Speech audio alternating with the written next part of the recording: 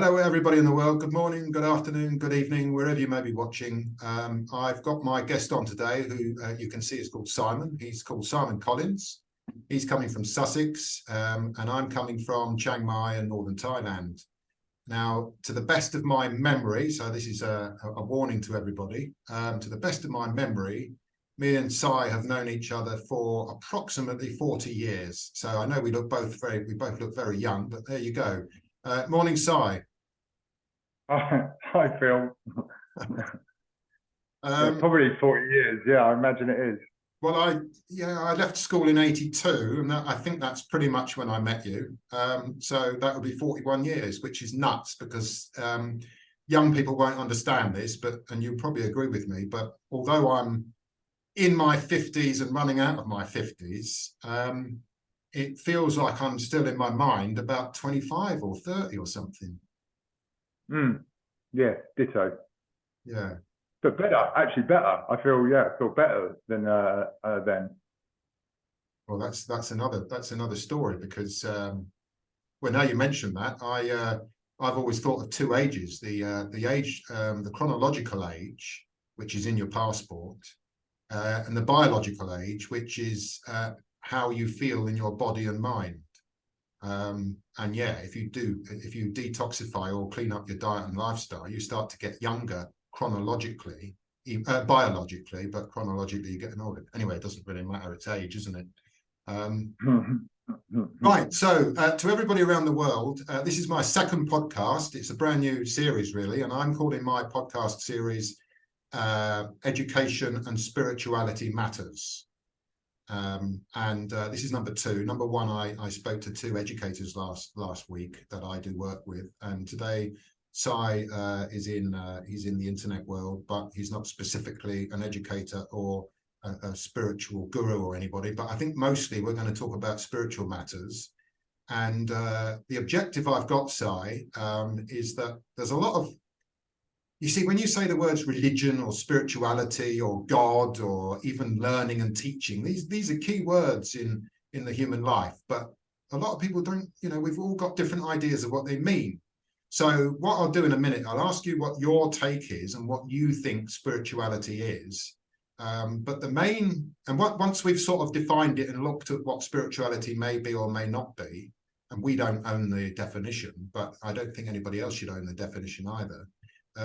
What I'm keen to talk to you about, at least for a while, is what constitutes practical spirituality. In other words, how can we use spirituality, whatever it means, in our everyday lives? And I think that's what would be useful for people to hear us talking about. So I'm going to put you on the spot with my first question. Have you got some kind of working definition for spirituality? I suppose it's the metaphysical, so beyond the physical, sort of the unseen. Spirit. You've got the material and you've got the spiritual, and the spiritual is sort of the energy behind the material world. I think that sums it up. So it's metaphysical. Okay, metaphysical. What's meta officially means about or beyond, or beyond the physical. So yeah, so for me, it's the unseen energy, if you like. Everything is spiritual first. Well, everything is energy as well. So yeah, that's what spiritual means to me. So okay, so the related question to ask you to expand on that is, how do you know on any one day at any one time in your normal life, how do you know that you're living spiritually?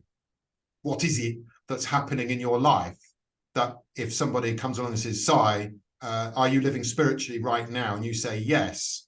What is it that's happening in your head or in your body or in your consciousness that tells you that you're living spiritually? Well, you can't not live spiritually. So whether you know it or whether you don't know it. So whether we know it or whether we don't know it, we are spiritual. We are spiritual beings first and foremost. So we as humans, people are full of ideas, and we turn spirituality into an idea, into many concepts, whereas really that's just who we are. We are spiritual beings. So the language is always tricky. So it's kind of we have to navigate that. We try and do our best to navigate. Me and you are both conscious of language, so we try and navigate it as well as we can. But we tend to say things like, in what way can you be more spiritual, or something like that, or are you being spiritual, or are you a spiritual person? And yeah, we all are. That's it. That's our nature. That's our true nature. That's our true essence of who we are, is spiritual beings. The biggest belief that we have, and it's a belief, not a true fact. The biggest belief that we have is that who we are is this person, is this body and mind. Identifying who we are as this body and mind is a belief. It's not actually true. Okay, so what is true then? Well, what is true is and let's quantify it. What is true is our true essence, true nature. So and we can only go. What is true is that let's go with what we know to be true. What do we know to be true? What is our knowing? And you have to go with our experience. Ah. So what do we experience? And so much so going back to what I was saying, that about the belief that who we are is this body and mind. Well, that's just a belief, and how do we know that's just a belief? Is because what is it that is it? We experience the body and the mind. We're aware of the body and the mind. So like I'm aware of the body and the mind in the same way as I'm aware of these glasses that are sitting on the top of my nose. Mm-hmm. So I'm not the glasses, because I'm experiencing them. So what I am is the experiencer. I am the awareness of, yeah. So that's what is true is as far as I can sort of tell, the awareness, our true nature, the essence of who we are. Well, yeah. So to sum up what you're saying there is, I've read elsewhere, and I like it as well, that there is the observer, and there's the observed, the thing that the observer sees, and then the process of observing. Now, we can think of them as three different things, but in reality, and this is where we start to get to my understanding of spirituality, is that it's the whole. So although we can say, yes, I am the observer, so I'm looking because this is me, an observer, there's also what I'm observing, which right now happens to be a laptop screen with you on the screen and me on the screen and so on. And then and so that's me seeing all of that in real time. And then the observed is these two images on the screen, one of which is you and one of which is me. So when you said that we are spiritual beings, I agree with that, but a lot of people might not know that, or might not understand that, or might not see that themselves. Now, so here's a question for you. If I suddenly, for whatever reason, I have a meltdown and I go angry or whatever, am I being spiritual in that moment of having an emotional outburst? Or has my spiritual living, has my spirituality ceased for the duration of that emotional outburst, in your thinking, in your view? Well, that would be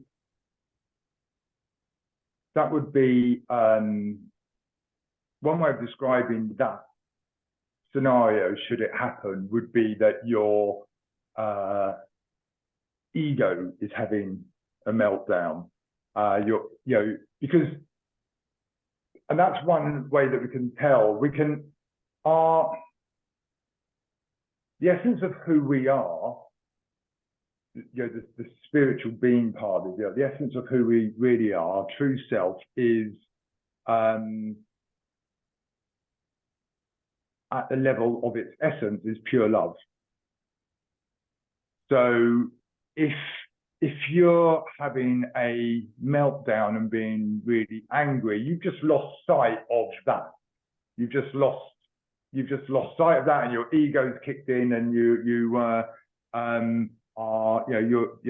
having a fit. So you're coming from a place of ego rather than a place of pure love, because pure love can't be angry, have a meltdown, so it's different. I mean, we're all one as well. In how I say it is, everything's one. I mean, there is ego, there is awareness, pure love, universal energy, God, whatever, and you have ego. But at the end, the ego, for me, we can get into more. This is more of a construct. It's not kind of real, but it's not who we are. We kind of identify a lot with the person. We identify a lot with I am Simon. I am a project manager. I am a man. There's all these labels and identities that we sort of can identify ourselves with. That's all kind of ego. What we don't say is I am pure love, I am awareness, I am God. That's more true, though.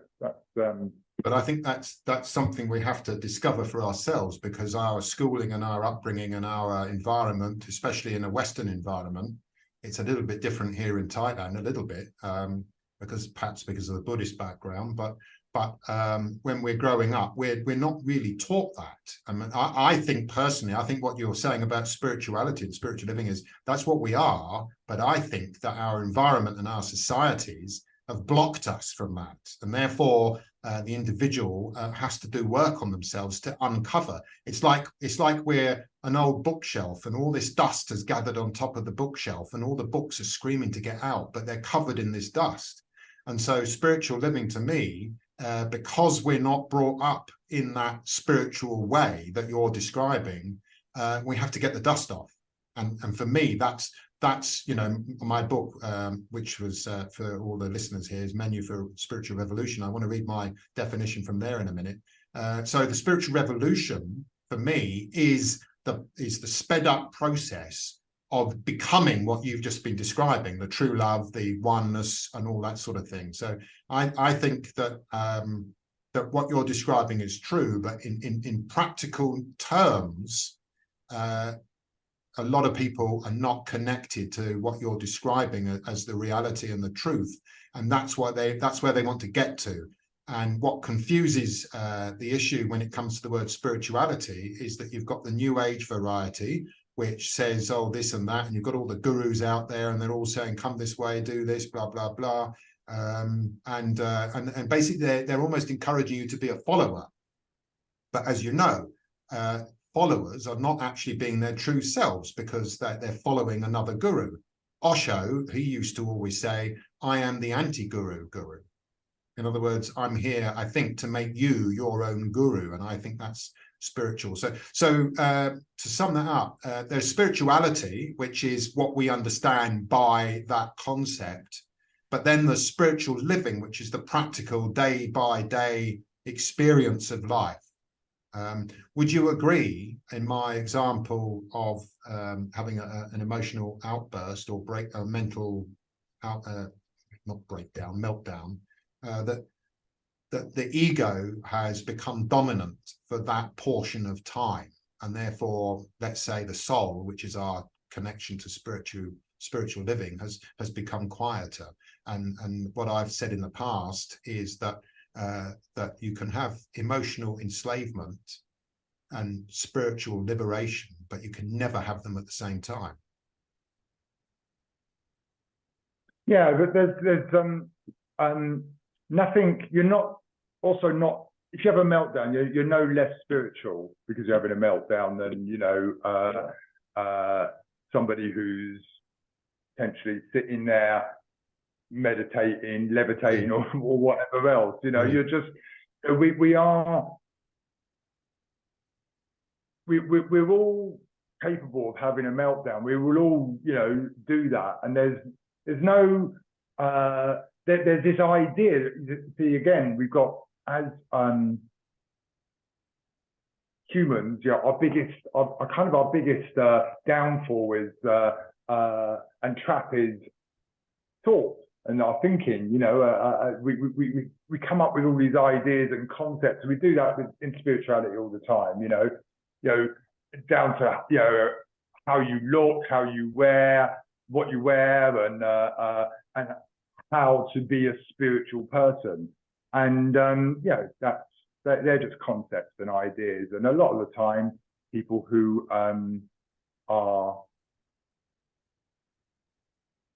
would call themselves spiritual people are sort of they're caught up in all sorts of concepts, ideas, what that actually means. And they like anyone else are just as prone to having a meltdown that you described. It's that's just that's the misconception.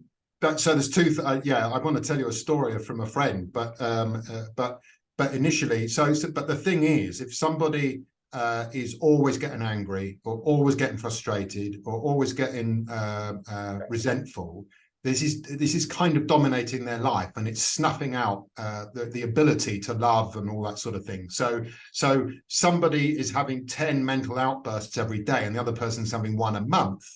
Then the person who's having 10 outbursts a day wants to learn, well, how can you only do one a month? And that for me is the process of uncovering and unblocking what the environment put into us, which is all an egoic, thought-based world. Be ambitious, get the money, get the mansion, get the yacht, get the the 5-star holidays, all that sort of thing. So for me, it's like that phrase, I was torn between two minds. Oh yeah. Yeah, we'll just go and hang out with a baby for a while, who's learned nothing yet. The closest thing to true nature, God, that you can have is a newborn baby or a young baby. Go and hang out with them for a while. They're in absolute bliss, and they haven't been.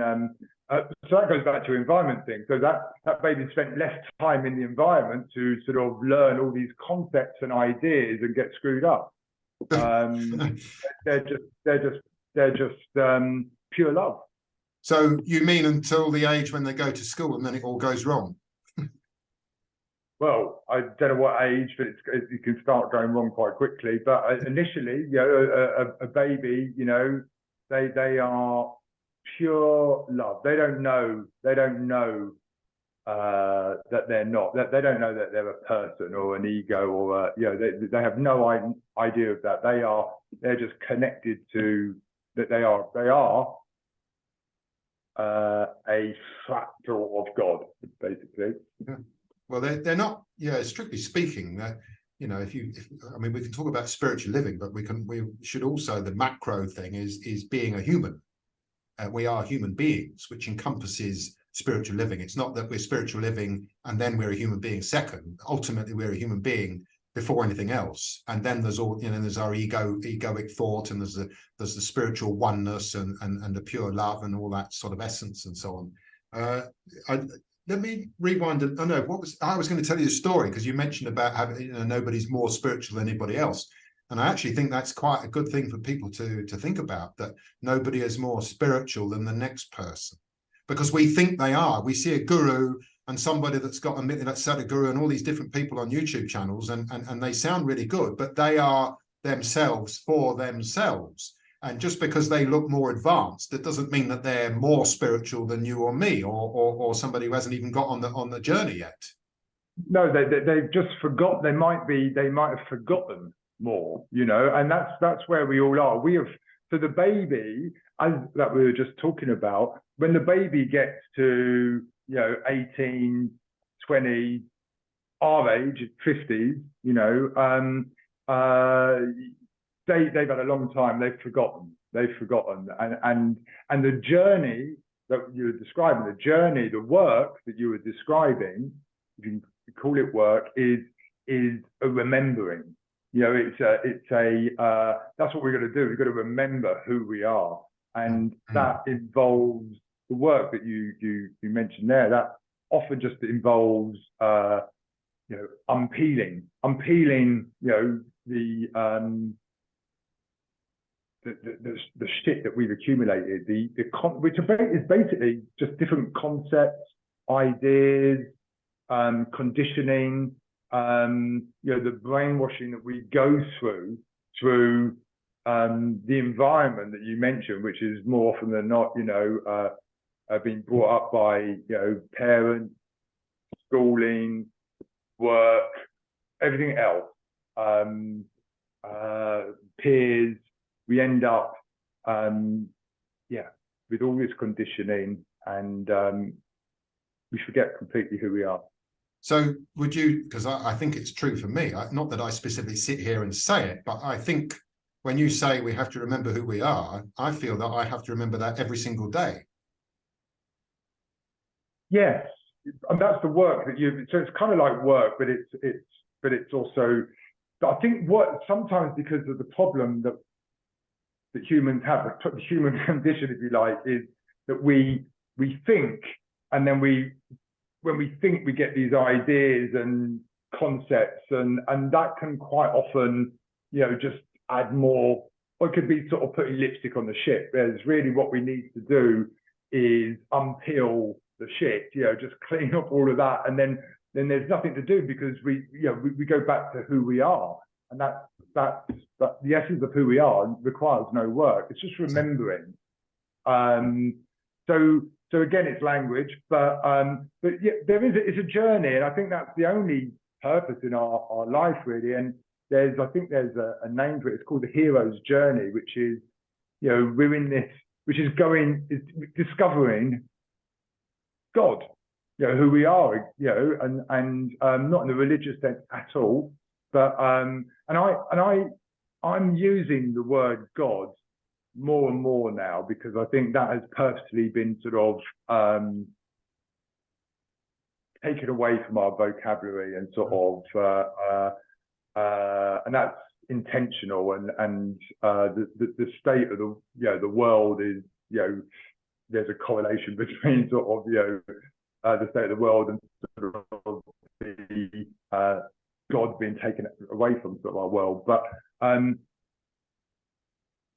yeah, I think yeah,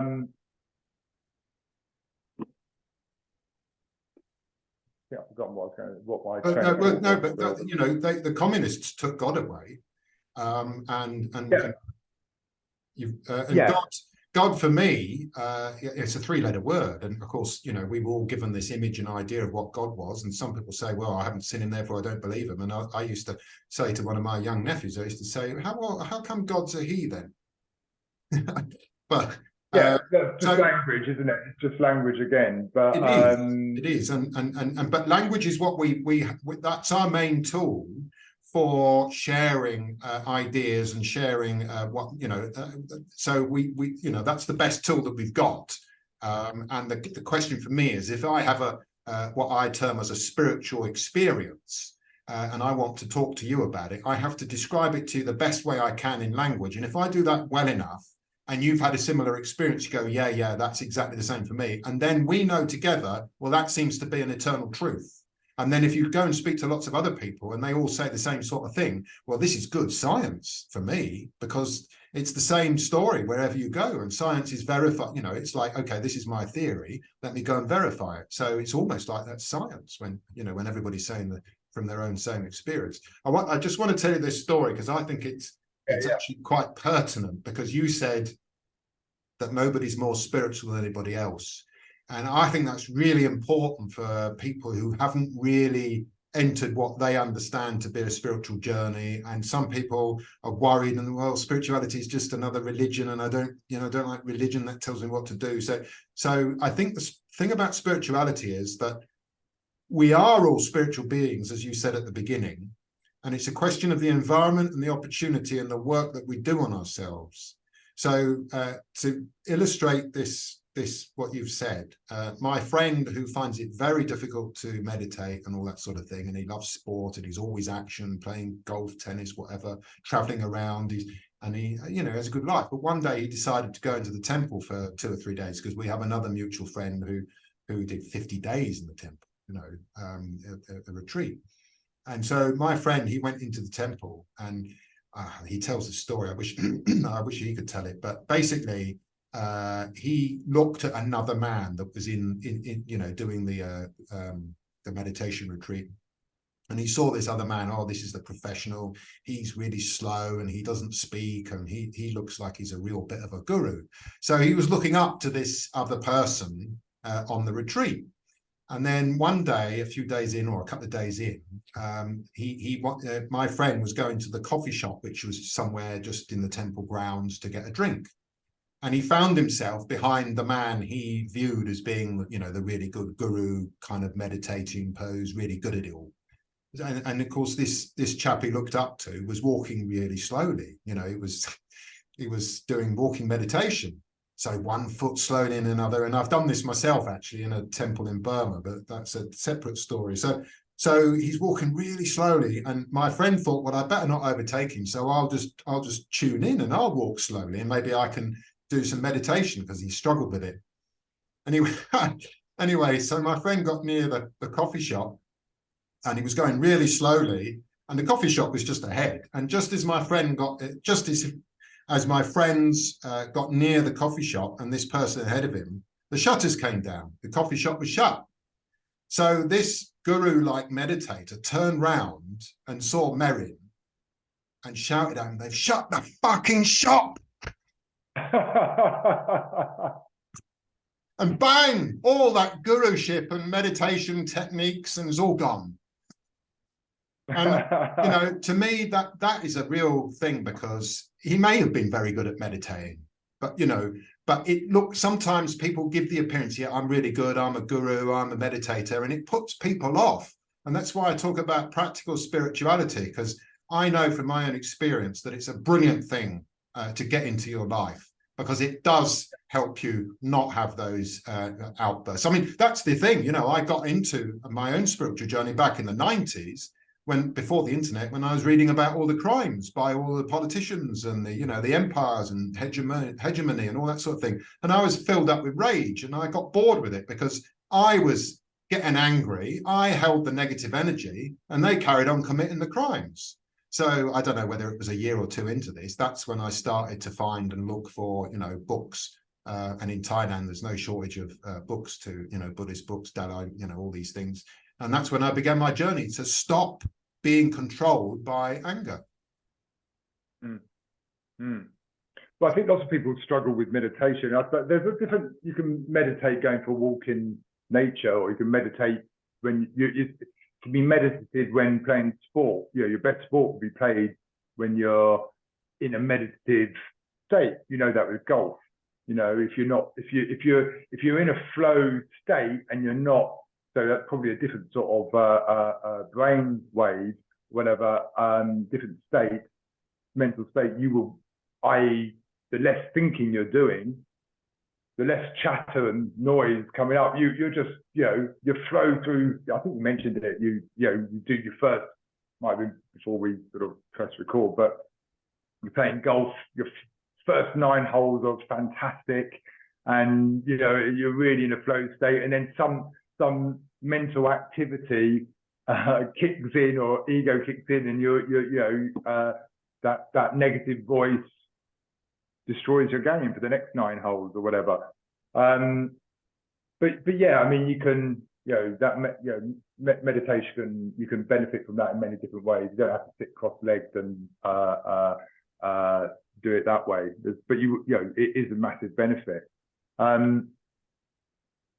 Yeah, there was something else I was going to say with what you were talking about. Oh yeah, so, and then what I'm playing with a lot is just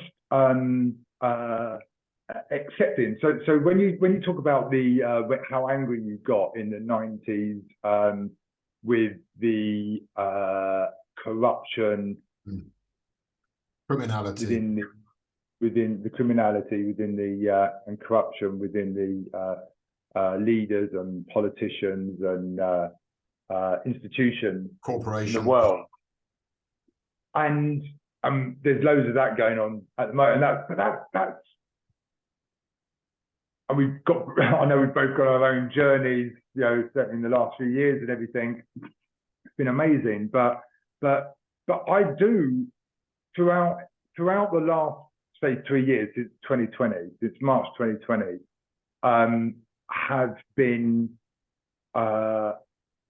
often will say that we are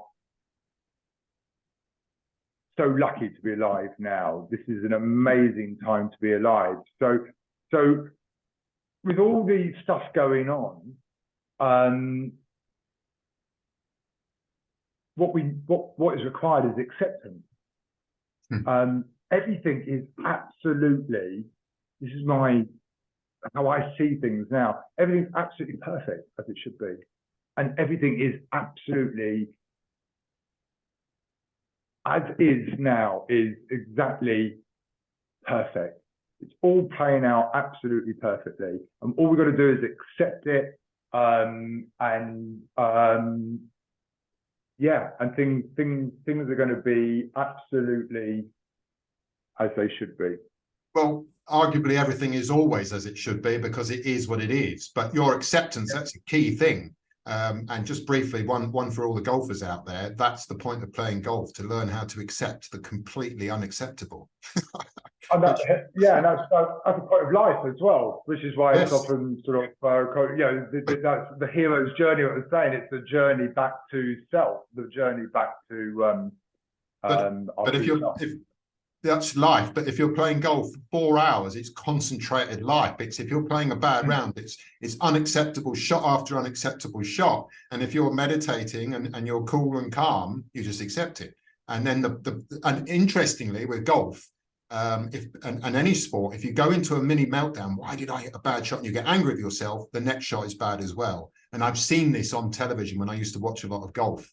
I remember one time I was watching one golfer, I don't think I need to say his name, and he had a bad shot, and you could see he was visibly angry, and you could see for the next couple of holes he couldn't let it go, and he was playing bad golf. And I know that when I played bad shots, it was up to me to accept it almost immediately, and then you get back to a good shot. So it was interesting that when you resist something that's happened, or when you don't accept it, then you're in that negative energy, and then more negative things come to you because you're in that zone.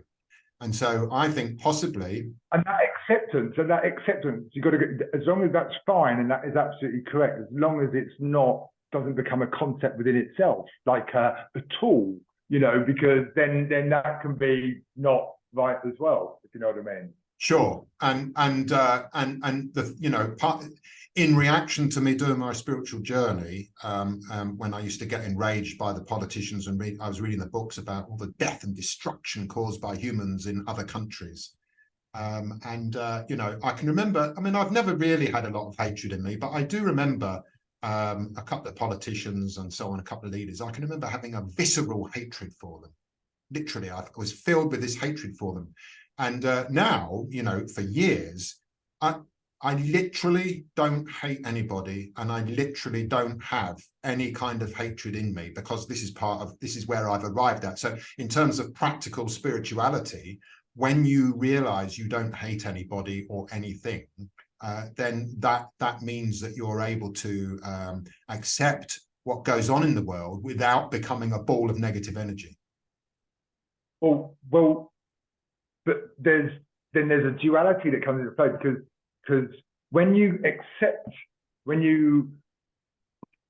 are in that acceptance mode and can't hate anybody mode, you're coming from, that's because you're coming from true self, one love, or from love, you know. And it's impossible, you know, it's impossible to have hatred and you know, really negative thoughts about someone. But that you may find a time when you do hate somebody. I mean, you know, but that's not that's when you're coming from. That's when you slipped into coming from ego. Yeah, and that's fine.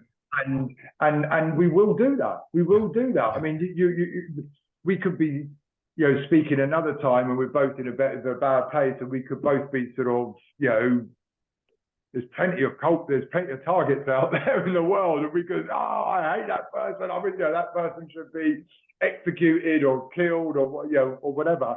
And so we're capable of both. But the coming from the ego or the left brain, you know, that sort of part, that's only a construct. You know, that's only, you slip into that. But actually, who we really are, the true self, no. Yeah. When you're coming from love, when you're coming from pure awareness, the true self, no, there can't be any hatred. There can't be any. So that's a really important point, is that if I do succumb to a hatred or a rage or whatever, then I accept it. I don't fight it. I accept it. This is what's happened to me, and I move out of it as quickly as I can, and everything. So in other words, I don't harm myself. You've forgotten who you are. All you've done is forgotten. Yeah, but for people listening, if people, you know, it's like when you fall off the wellness wagon, when you're trying to kick a physical habit. Whereas, you know, if somebody does something that they feel bad about, they may start feeling guilty, or they may start feeling ashamed, and that is harming yourself. If you're whether it's induced by somebody else, by society or not, if I do something wrong and I think badly about myself, I haven't accepted it. I haven't accepted myself. I'm feeling ashamed. I'm feeling guilty, and all those things. And now I am that negative energy. So that, to me, although I'm a spiritual being, I am out of the spiritual zone of living, and therefore I'm suffering. Now, that's not to say we can't suffer. It's just that if you are living spiritually and you've learned how to do that, when you have your moments of suffering or outbursts or whatever, you see it happening. And because you see it happening, you lessen its pain on you, and you won't fall into guilt and self-recriminations and beating yourself up and all that sort of thing. Because, look, you know, there's a lack of love out there, and there's very much a lack of self-love. And I don't mean self-absorption. I mean respecting yourself and loving yourself, because if you respect and love yourself, you're automatically going to respect and love other people. Yeah, and there's yeah, but it's acceptance is the first step, really. You know, just accepting everything, and then all we need to then do is, so let's say we get triggered by something, you know, and that brings us, you know, a bit of anger or hatred or something, an emotion, a negative emotion up in us. And what is that? That's just kind of like a rising of a sensation, you know, something, you know, an emotion that's arising within us. And that's then just an opportunity. That's just an opportunity to actually sort of notice that trigger, notice what the emotion that's behind it. And then if we if we then, all we need, there's nothing to do as such, but if we just become aware, if we just bring our awareness to that emotion, to that trigger, to what's behind that trigger, and just literally just become aware of it and sort of spread awareness over that. That will sort out. That will sort it out, and that's the only work that we need to do. Yes.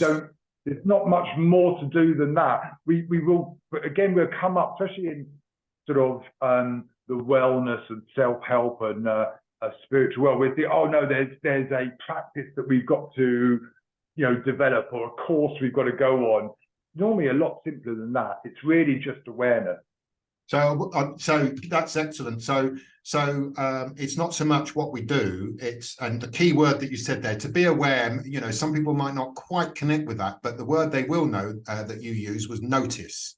And I can notice what other people do, but I think my ultimate, or my most recent definition of practical spirituality, in other words, being spiritual, not having the dust all over me, is when I can notice and observe and see my ego voice in action. And I want to connect that to meditation, because there's a lot of people out there. There's meditation apps, there's gurus teaching meditation, and all that sort of thing. And especially in the West, and I've read this elsewhere and I've seen it myself, there's a lot of misunderstanding about what meditation is. And I think that a lot of people in the West think that meditation, you sit down in a certain way or whatever, and you stop thinking. But for me, I don't think that's correct. I think what you do is you take time and space to relax, so you're not doing anything else. You're not actually doing anything else.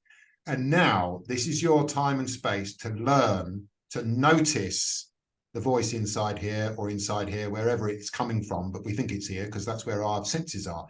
So I feel that the objective of meditation is almost more important than doing the meditation, because when you meditate, and I want to give an example for the viewers in a minute, but when you meditate, because you're not busy doing anything else and you're not preoccupied or distracted by anything else, presently one day you will see that voice in your head.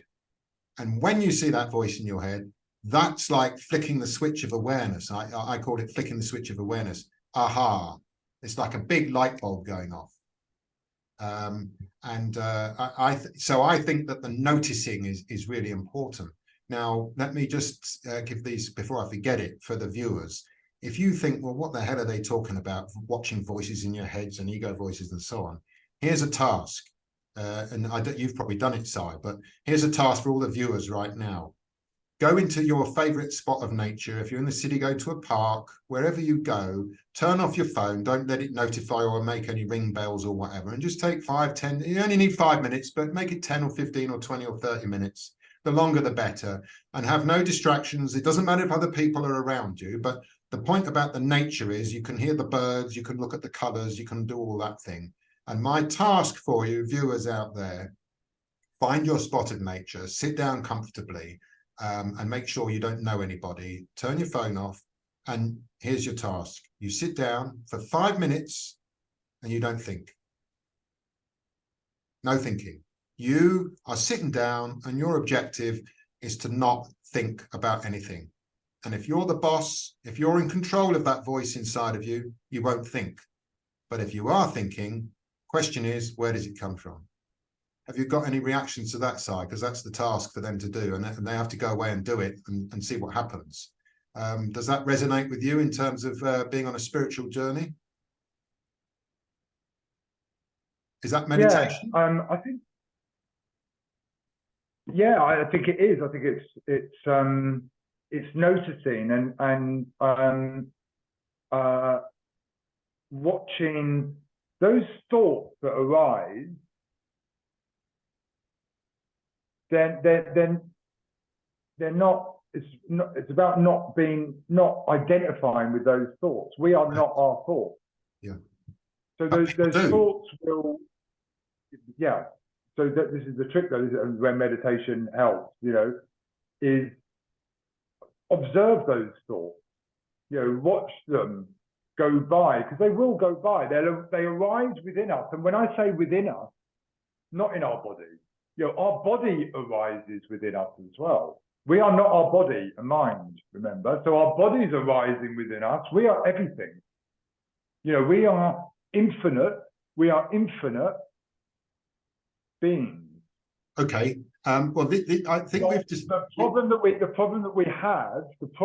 have, and the problem that is playing out in the world is that we believe that we are limited, lacking, separate selves. Yes. That we are separate selves. We are, I am this separate person, separate self, who is a tiny little speck on a planet which is, spinning around at thousands of miles an hour in a universe, in a galaxy, one of many galaxies and universes, which makes us, feel very, very alone, very, very small, and that's the big problem, and that's not true. What we are is infinite, eternal beings, and that we are experiencing. So what's arising within us is the body and thoughts as well. So thoughts are arising, and we don't have to identify with those thoughts. Just let them go by. Watch them, and don't just be aware of them and watch them like clouds in the sky. We are the blue sky. Just let the white clouds drift by.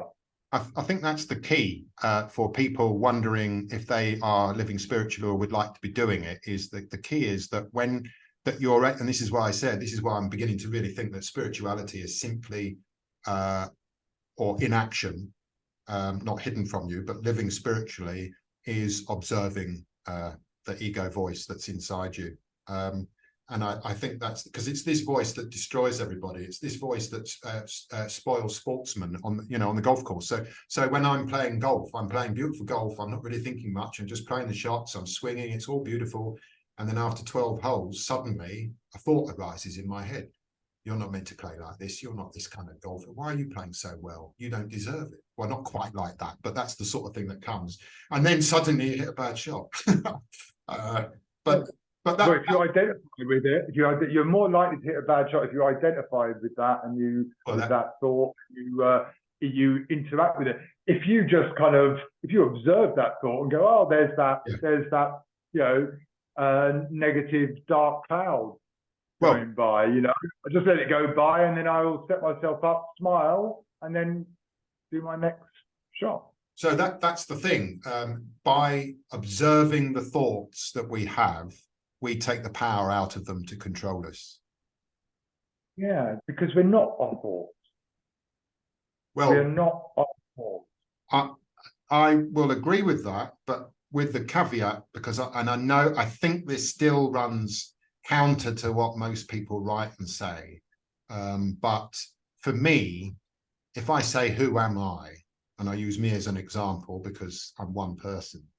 I am an amalgam. I'm not one or the other.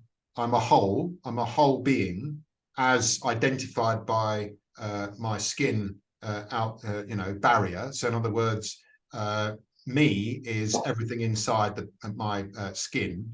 I am an amalgam of my body and my mind, or whatever that is, and my soul, whatever that is. And this is the key thing, what were you saying about we've been told we've been separate, which is such a misunderstanding.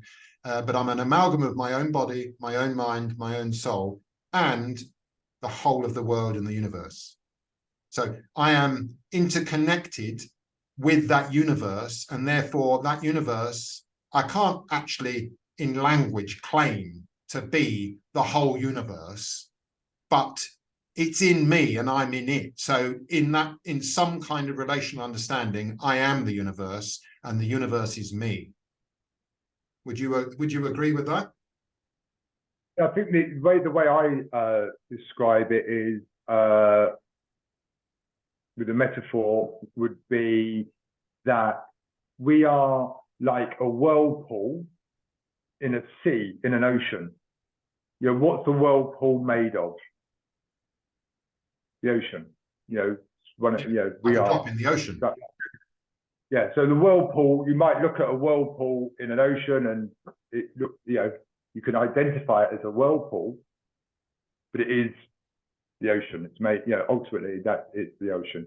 So if there's a river and there's no water in it because it's dried up, is it still a river?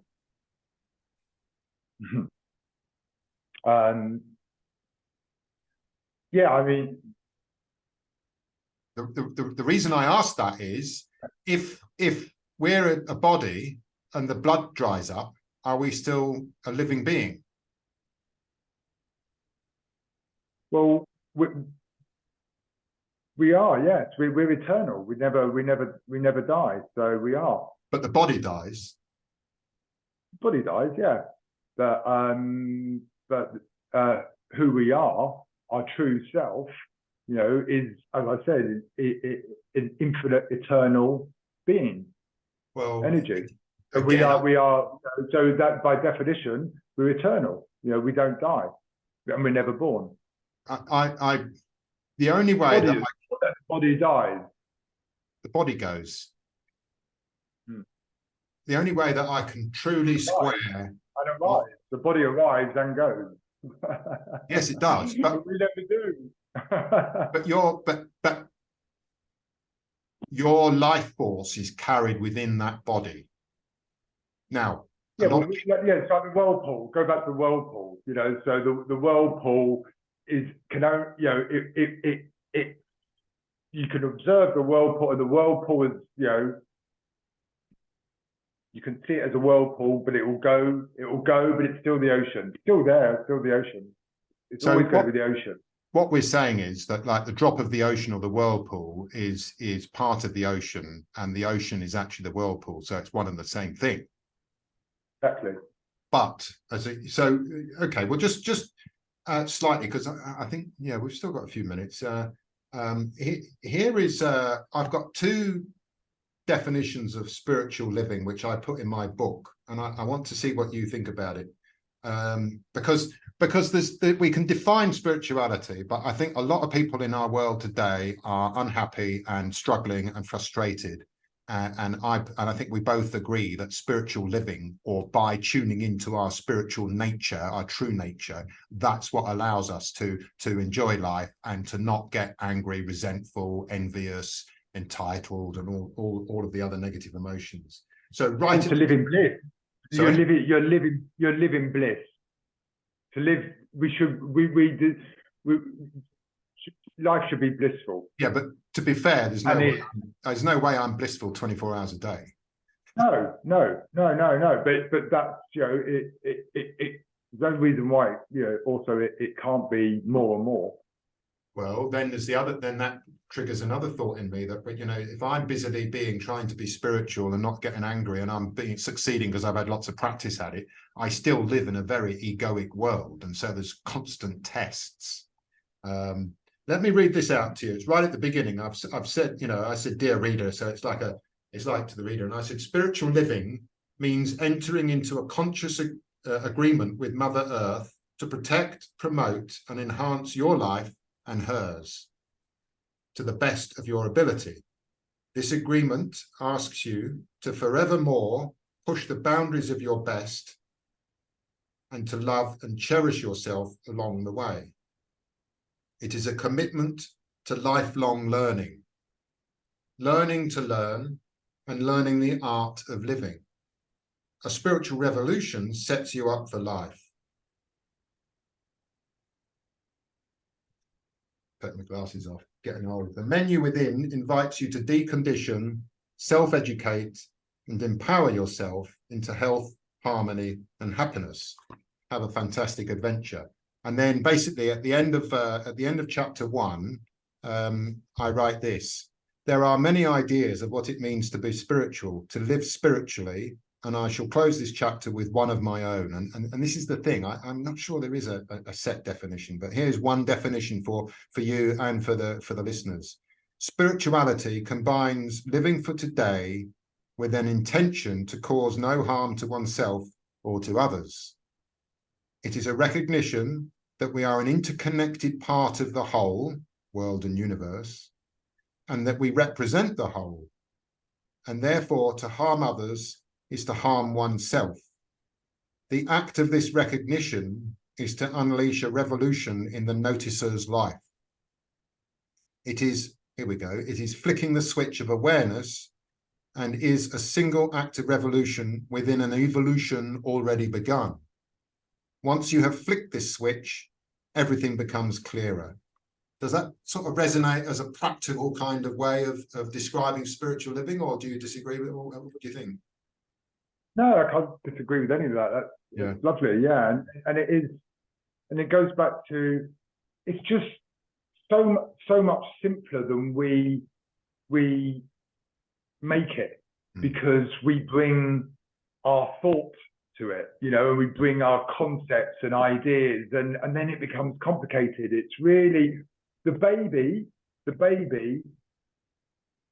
can't even speak, and it's the most spiritual, godlike essence there is. What about puppies? And that says it all, really, doesn't it? What about puppies and kittens? Yeah, them too. Yeah, definitely. Same. Yeah, absolutely. Yeah, same. We're all. Everything is one. We're all one. We're all one energy. Yeah, we are all. Yeah, we're all. But we have a disadvantage, the human beings, because we know our own pain and suffering. They don't. Maybe. Yeah, but there's. Yeah. I mean, there's. Yeah, absolutely. I mean, we're probably blessed and cursed because we have this cognitive awareness, you know. But yeah. So let's get. I think it's a lot easier. It's a lot easier than we make out. Yes, I agree. And let's get back to when you said about the separation. Sacha Stone calls it the trial of separation. And I think we've talked about it years ago when we both agreed there was a gigantic misunderstanding that basically humanity's fallen under the spell of, if you like. And that is that I'm separate to you, I'm separate to all the other people, and I'm separate to the planet that has birthed me. And this separation goes against the law of nature. We are individual beings and example human beings. Of course we are, in my view, but we are interconnected. So I call us interconnected individuals, which means that we are at once unique beings and we are a unified part of a unified whole. So I think that's what holistic lifestyle and holistic living is realizing that is overcoming this terrible understanding that has led to all the problems in the last 3 years. 2020, to me, I think you agree, it's not the cause of anything. It's the effect of an accumulated amount of misunderstandings over centuries or decades that we are all separate. And because if I feel separate to you and I hurt you, then I don't have any problem. But if I feel connected to you and I hurt you, I've hurt myself. And that is the law of nature. And if people can't observe and notice the voice inside them, they're enslaved to it. And so they're stuck. So if they do, I mean, if somebody tries to hurt me, they're coming from a hurt space. And because I understand that, I don't have a problem with them. And in fact, I can talk consciously back to them. And then, you know, this is when the power of forgiveness and apologies come in. And if I cause a problem in some sort of outburst or mental something or other, then, you know, when it's finished, I will be very quick to apologize. And usually if somebody receives a heartfelt apology, then you're even stronger in your relationship after that. And so this trial of separation, I've only heard Sacha Stone mention it, but I think it's what humanity, every human being is suffering from it. And, you know, as a general whole, humanity, because of this separate, which is in our psyche, it's drummed into us right from the beginning. And that's why the babies are blissful, because they don't know yet.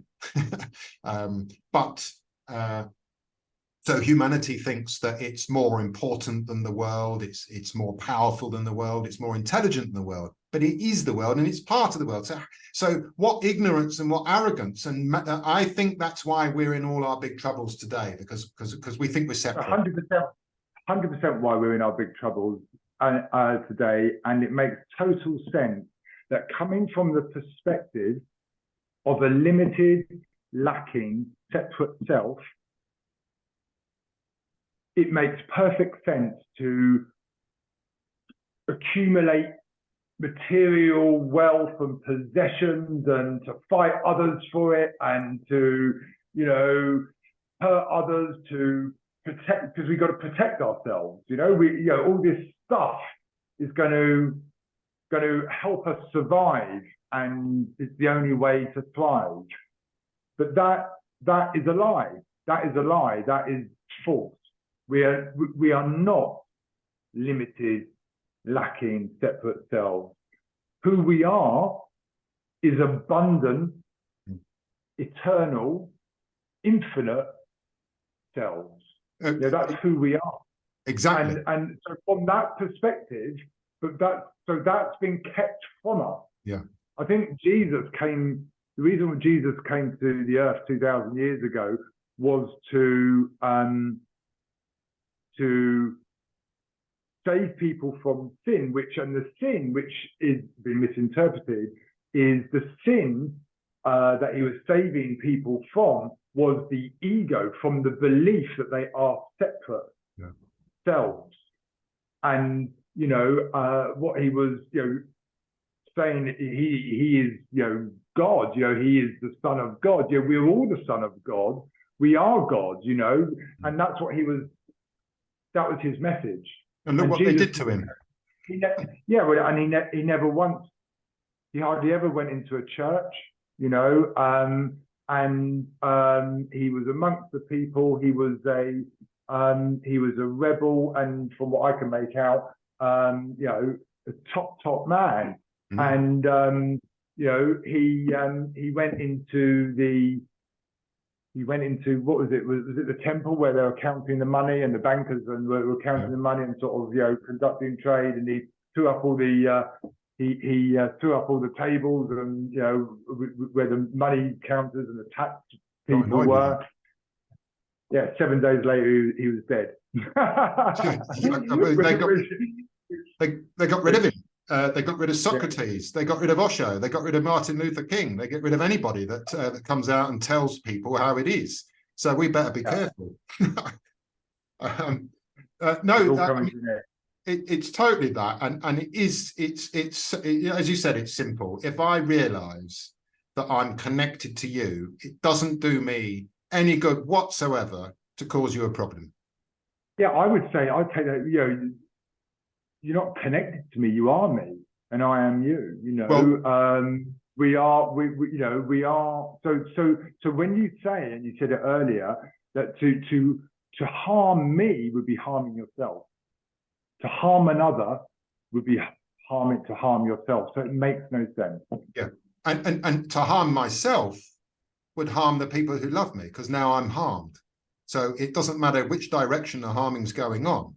So I agree in one dimension of life or one dimension of understanding that we are one and the same, but in another dimension of understanding, we're not. We're different because we've accumulated different experiences. But I think that's splitting hairs. That's really. Duality and non-duality. But but now we've actually got to the point where now, in 2023, and well, it's been for quite some time now, that this is no longer just sort of nice woo-woo concepts and ideas. This is all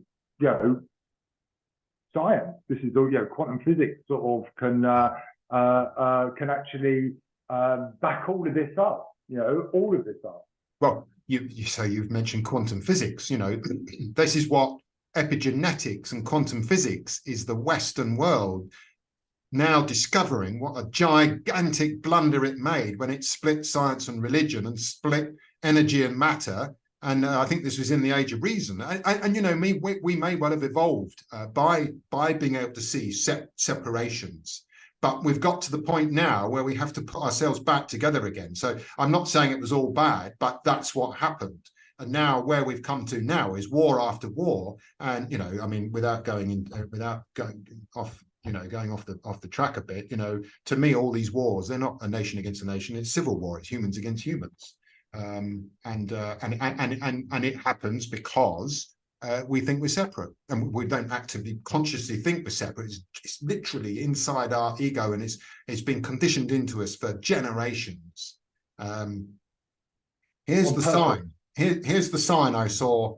I think I've read it to you before, but I want to read it for the viewers. And this sign to the viewers, it was in a temple north of Chiang Mai in the northern, and you go up 500 steps through this lovely jungle, and you're going up 500 steps, and then you get to this huge temple, like a monastery that's carved into a cave, like way up there. And now you're higher than the treetops, and so there's thousands of trees and a million birds, and in the morning it's very spiritual and beautiful. And along the way, there's all these signs with green signs with white writing in Thai and in English. And they're all good, and they all make you stop and think, and you go slowly. But this is my favorite one, because I think this sums up the purpose of understanding how to be spiritual. And it says, to harass others is to harass yourself. To belittle others is to belittle yourself. To destroy others is to destroy yourself and block the path to your prosperity. I think that sums it up. If you can learn that and understand that, why would you fight another man or a woman ever again? Yeah, exactly. Yeah, exactly. Beautiful.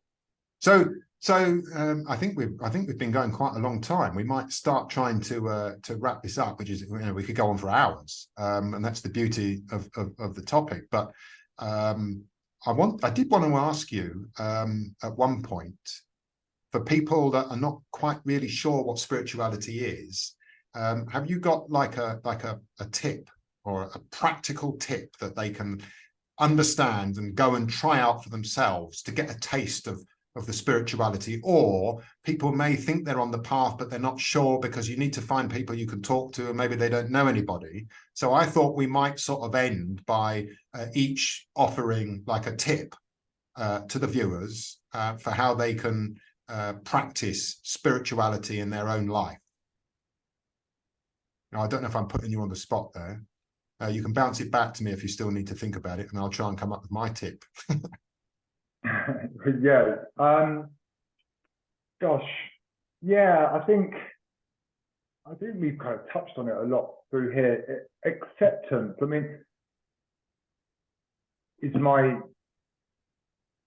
go easy on yourself. There's I think, yeah, just accepting where we suffer is when we suffering comes from non-acceptance, so if I was to offer a tip, it would be, I guess, just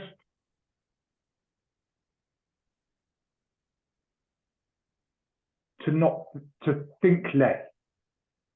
Bring no thought to no thing, so to think less, and to observe thoughts arising within you, and play with that, and just be aware of that, and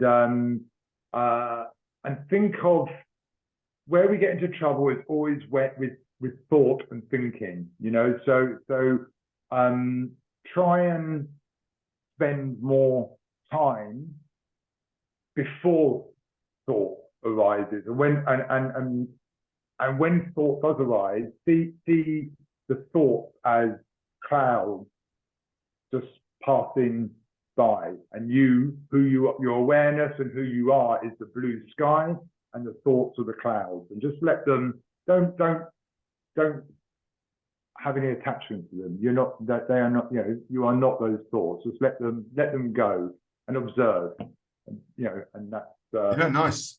Well, I think that, and it's what I used to teach, but I think when you are in the process of observing, then that means that the thoughts are struggling. And if the thought comes in and you observe it, that's the end of the thought. It's a little bit like a ping pong game. So yeah, I mean, I think that's key. And just to add to that, I've got a little phrase I use, and it says, so if people find it difficult to observe their own thoughts, this might help. Observe others and learn about yourself. Observe yourself and learn about others.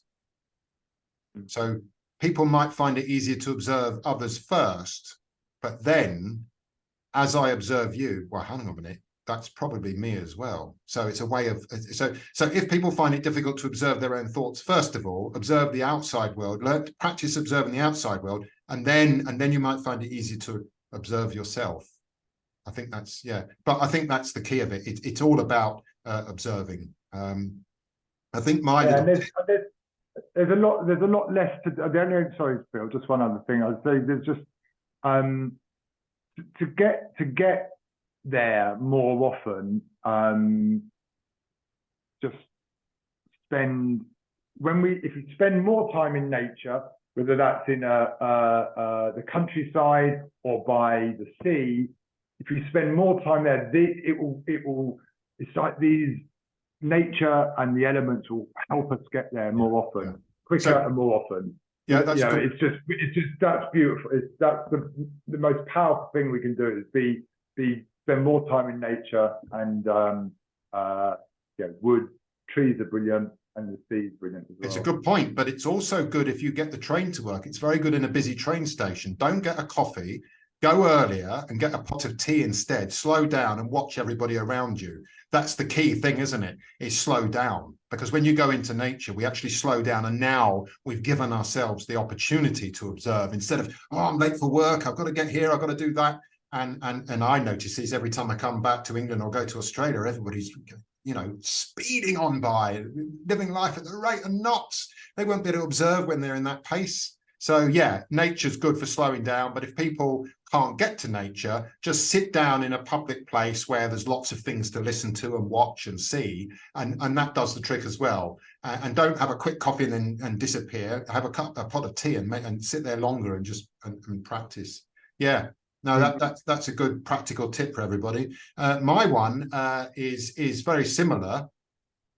Now, some people get angry a lot. Some people get sad a lot. Some people get anxious a lot. Whatever your negative emotion is, it doesn't matter, but it's a negative feeling. So I'll just use anger as the example.